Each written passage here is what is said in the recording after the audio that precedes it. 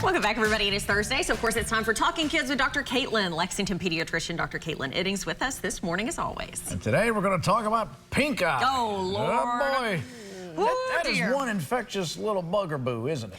Yeah. That's verbatim. You took the words out of her mouth. That's what she was going to say. It's Yes. an infectious AKA bugger-boo. pink eye. Yes. Okay, so let's get into it. Yeah. So pink eye actually, you know, it's a layman's term for like people just see the pinkness of the sclera of the eye and think like, oh, that's pink eye. But actually there are multiple kinds of pink eye, ranging from infectious, which would be a bacterial or a viral cause, all the way to, in Kentucky, allergic, right? Because, you know, things start to bloom and that can cause a pink eye, right? Oh, right. All the way down to like chemical, which would be what you would get from like being in a swimming pool, like chlorine exposure, getting something, perfume or something like that sprayed in your eye. And so the pinkness of the eye doesn't necessarily reflect that it's infectious, right? And so this is a problem with a lot of parents. They are like, okay, well, daycare called and said my kid's eyes look pink and they can't come back until they're treated, right? And so it could be like, oh, they just got a little irritated.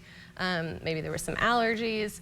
The part that actually typically makes it more like worrisome for being infectious would be drainage, right? So if you're seeing like pus, yeah, some of these images are right. Sometimes it's just red and it, you know, it looks bad, but it's not going to actually pass to others, right?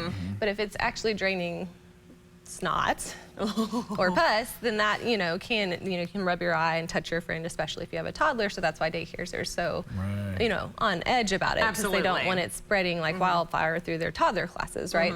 For older kids who are actually able to not be rubbing their eyeballs on their friends, the AAP actually says you don't have to withhold them from school. Okay. So a lot of times in kids, about 95% of the time, it's actually going to be a viral cause. And so usually we can kind of differentiate if there's any other symptoms, so runny nose, cough, fever, sore throat, nausea. There's multiple viruses that can cause pink eye, and those clearly you can't do antibiotic drops for because it's not going to do anything other than probably burn, right? And so it's hard to sort of tease that out even as a physician. So we do really encourage, a lot of people are like, can't you just call the drops in? And it's like, well, you don't know what you're treating. You kind of need to bring the kid in so we can take a look and make sure, because if it's allergies, we're gonna say an antihistamine drop, right? If it's viral, we'll say just do some natural teardrops, some cool compresses.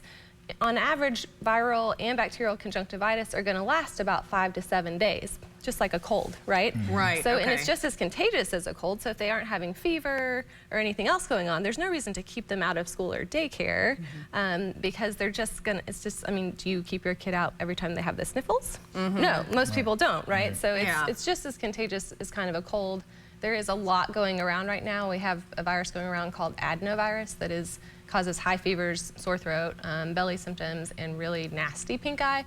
But again, that one's a virus, and you can do the drops, but it's not going to really help. So you do need to kind of come in.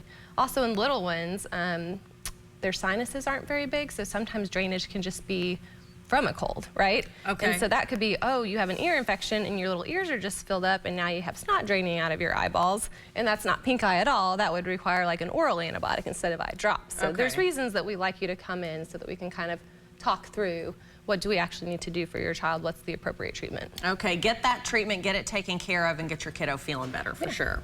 And just a mechanical issue sometimes too, if just blockage in the eye. Like, yeah, so tear ducts can get blocked and can cause drainage, especially in little baby newborns. Yep. Yeah. Okay, all right, thank you, Dr. Caitlynn, good to see you.